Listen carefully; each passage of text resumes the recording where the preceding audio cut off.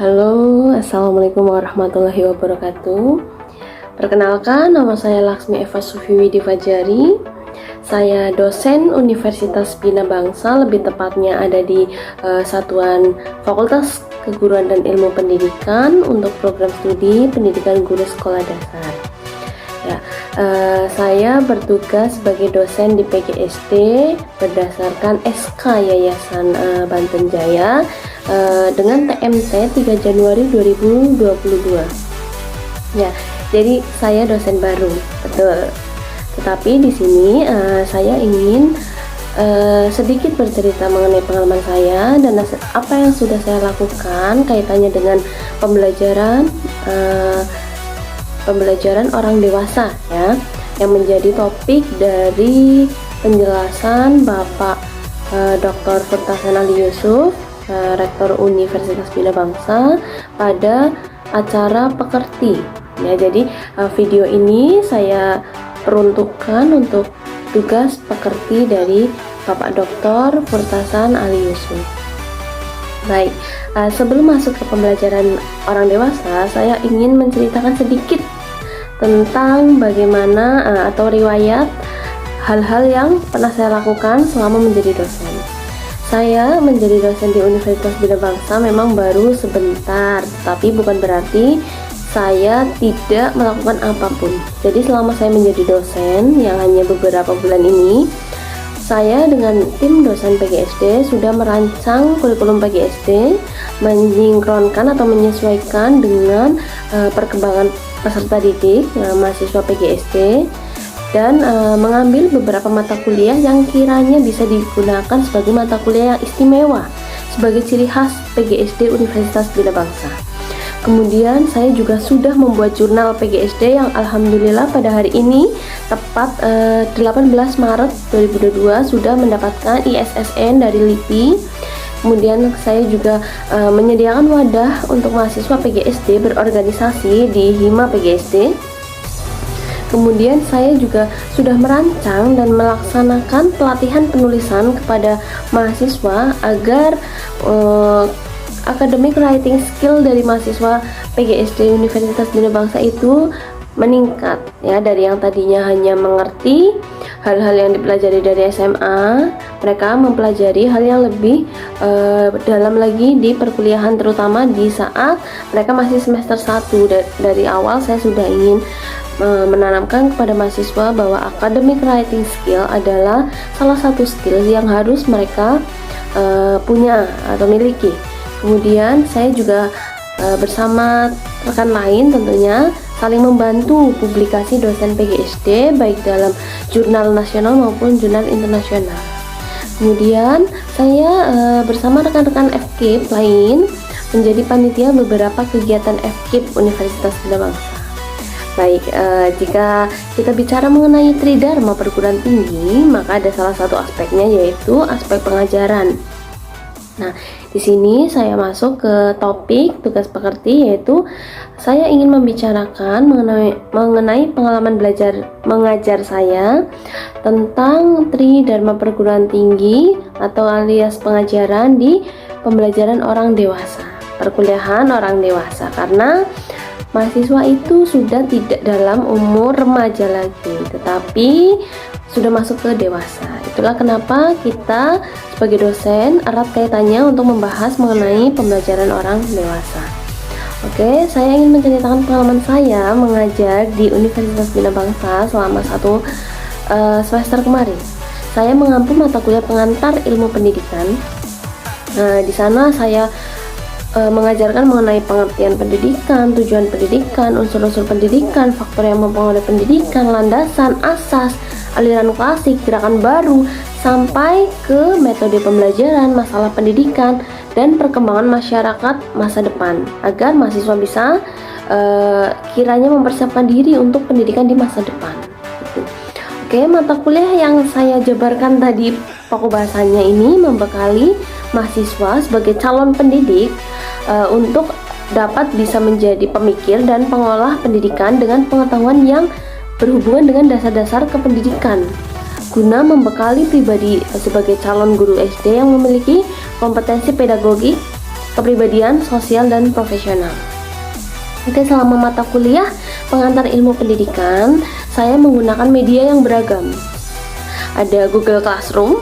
Google Classroom saya gunakan untuk mengupload segala sesuatu sumber belajar. Contohnya, saya selalu membuat modul pembelajaran di setiap pertemuan. Jadi, tidak mungkin mahasiswa tidak tahu materi yang akan saya ajarkan. Agar apa? Jika saya mengupload modul di Google Classroom, mungkin 2 atau 3 hari sebelum pertemuan saya, harapannya saat di kelas saya bisa berdiskusi dengan mahasiswa. Jadi tidak satu arah hanya saya menjelaskan materi, tetapi mahasiswa pun sudah tahu materinya sehingga bisa berdiskusi dengan saya. Kemudian selain Google Classroom, saya juga menggunakan PowerPoint, saya menggunakan internet tentunya untuk bisa berdiskusi, mencari materi dan lain-lain. Saya juga menggunakan modul, tadi sudah saya jelaskan.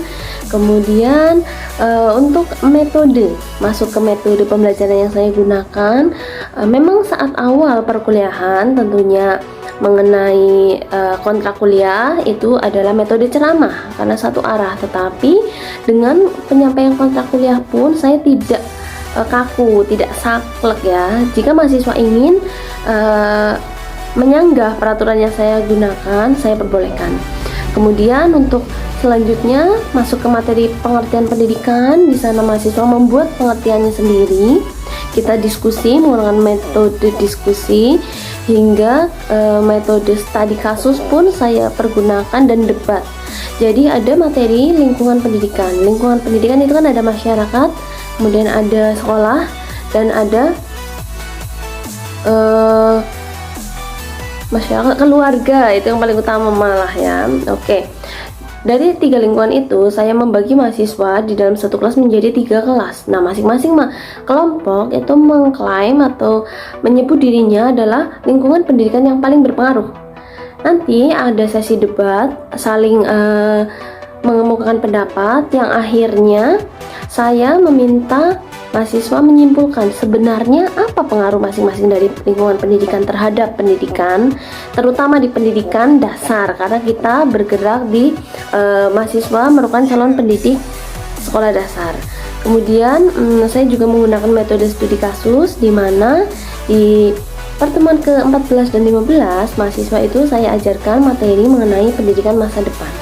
Saya ingin mahasiswa berkreasi sebisa mungkin, menciptakan imajinasinya mengenai pendidikan masa depan, begitu.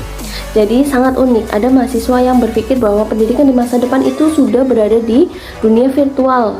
Jadi kita tidak perlu ke sekolah, kita hanya menggunakan VR, virtual reality, di mana kita menjadi siswa dan gurunya pun menggunakan VR. Kita hanya duduk di kamar sedangkan kita belajar, tetapi avatar kita di dunia virtual itulah yang belajar, begitu. Itu luar biasa. Kemudian ada juga mahasiswa yang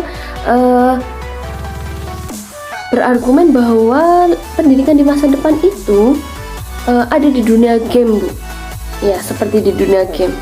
Jadi saat kita belajar menjadi misalkan kita suka dengan membuat kerajinan, maka ada dunia tersendiri untuk membuat kerajinan itu.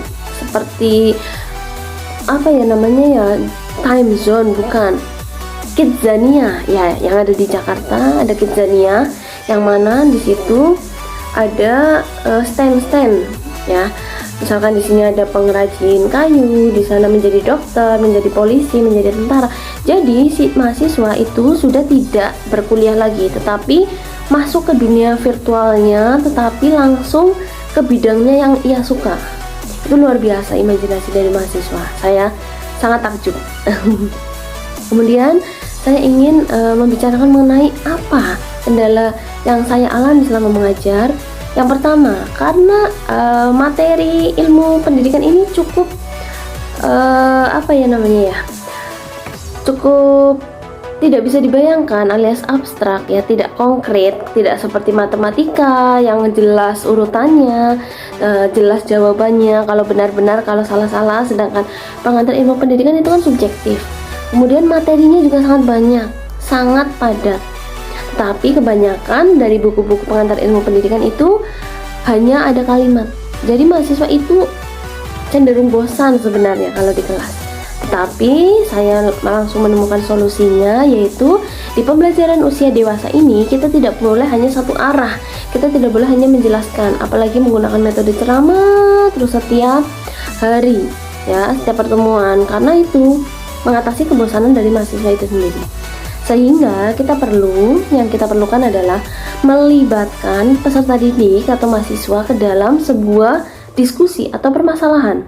Dengan apa tadi? Metode diskusi, metode studi kasus, meminta mahasiswa yang menceritakan, meminta mahasiswa menjelaskan pengalamannya, menjelaskan pemikirannya, imajinasinya, seperti itu. Jadi dari apa yang saya dapatkan mengenai perkuliahan pembelajaran orang dewasa yang Pak Furtasan Ali Yusuf jabarkan dengan apa yang saya alami selama 1 semester kemarin adalah solusi dari pembelajaran orang dewasa itu tidak pasif, alias mahasiswanya yang aktif, karena mereka di usia dewasa, di usia yang bisa menimbang apa yang mereka katakan, mempresentasikan apa yang mereka sudah alami dan lain-lain, tidak lagi di usia remaja. Begitu, sekian dari saya. Mohon maaf jika ada kesalahan untuk penyampaian dari saya pribadi. Mohon maaf jika kurang lengkap, Bapak. Wassalamualaikum warahmatullahi wabarakatuh.